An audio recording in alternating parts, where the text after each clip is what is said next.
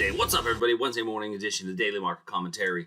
I'm your host, Chuck Fulkerson. Sounds a little wonky today because I'm off. I'm traveling, and so I'm just using the onboard mic on the computer, so bear with me a little bit, but I thought I would take a quick minute to take a look at the markets for today. After yesterday's sell-off, are we poised for another rally? So let's go ahead and dive into the big picture.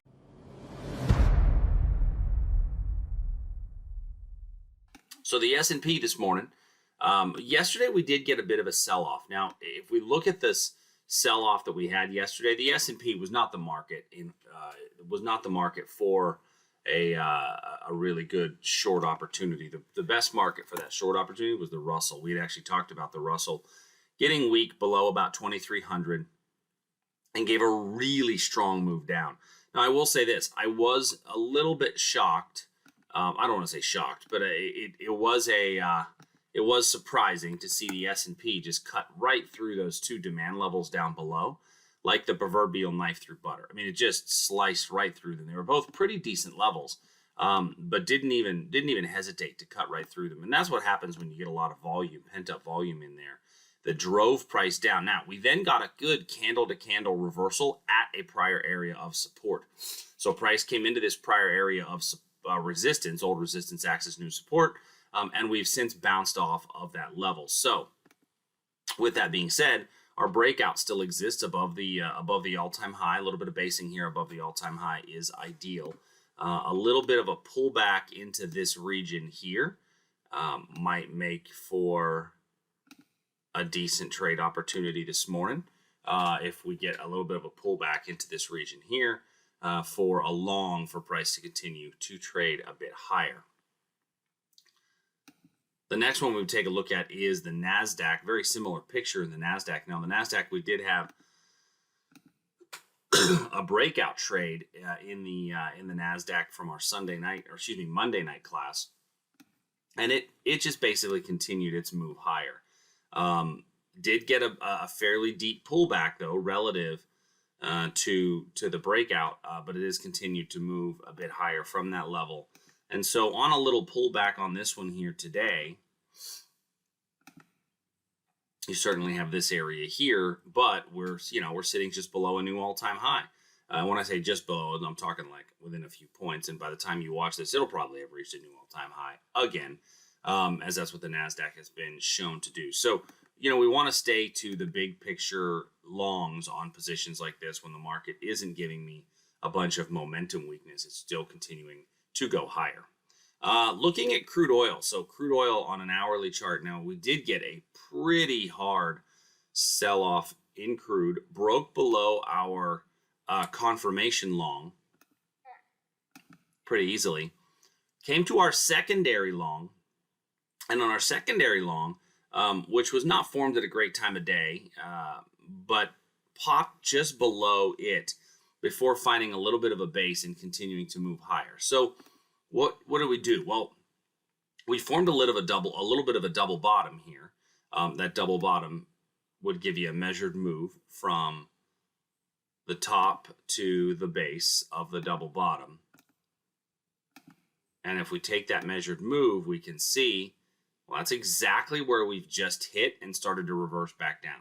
So here now is where the real question lies. Are we going to continue higher? Or, since we were unable to get a new high or challenge any of these highs, do we roll over now and come back down? Well, when I look at this area in here, my mind immediately goes to this wick over wick here and this base drop below a pivot high. Both of them are pretty good, pretty clean levels.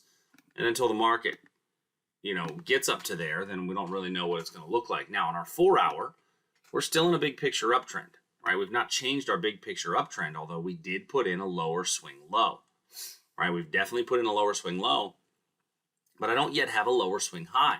I need a lower swing high to say, okay, well, we've started a bit of a downtrend. The fact that we've hit the measured move here does give me a little bit of belief that we could see that that next lower swing high occur. So here's what I'm going to do. I'm going to take a line right here. To me, if we get below here with some basing, then you could see price move down a bit. And when I say move down a bit, I think it is potentially moved back down into this 72.50 region. And then gold also bounced off the area of demand, poked a little bit below, but all in all, continuing to build a little bit of a base. I would say that your next move up in gold would be some sort of breakout above this high, but I don't really have a great setup for it as of yet. Even if I go down to a 15-minute chart, we're not going to see amazing setups, although this level here could give you a small time frame buying opportunity right through there. All right, so those are our 4 major markets for today. Remembering that if we do see weakness, the Russell is the market that makes the most sense when trading for weakness, but we have seen a little bit of a rally back up ever since yesterday's bit of a pullback. So in the overnights, we've seen that rally. I would assume that rally will probably have a better chance of continuing. But let's take a look for a moment at a specific stock. And this is going to be our stock of the day.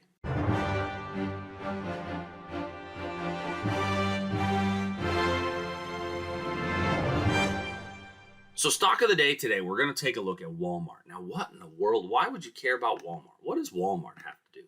Well, when I look at Walmart, we can see that on a weekly chart, we've come back from the high there of about 153. We're sitting right there around 140. Not a super big mover when I look at Walmart overall. But let's go to a smaller time frame on the hourly chart. And when I see this on the hourly chart, what I'm really looking for is that we have a gap fill level down here that's not been touched that could make for a decent reversal on the gap fill. So if we pull back, I think you've got a decent day trade opportunity here on the gap fill for price to then go ahead and trade a bit higher.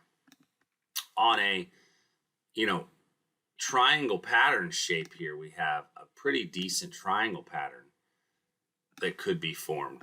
And if we can see price break out of there to the upside, I think you could have a nice runner. I don't know that that's going to happen, though, especially with all this selling pressure we're getting in these candles.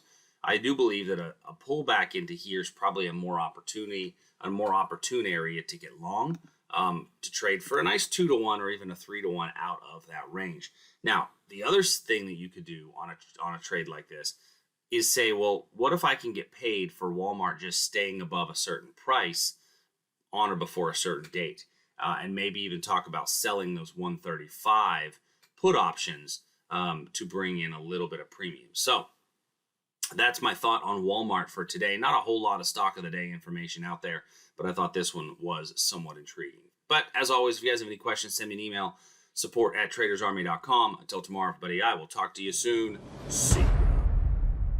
Hey, thanks for joining us. If you like what we do, please make sure you hit that subscribe button. It's the only way the computers know that you're actually alive and really care. And go to tradersarmy.com today to learn a bit more. And if you want to see some of our other videos, click here in the box.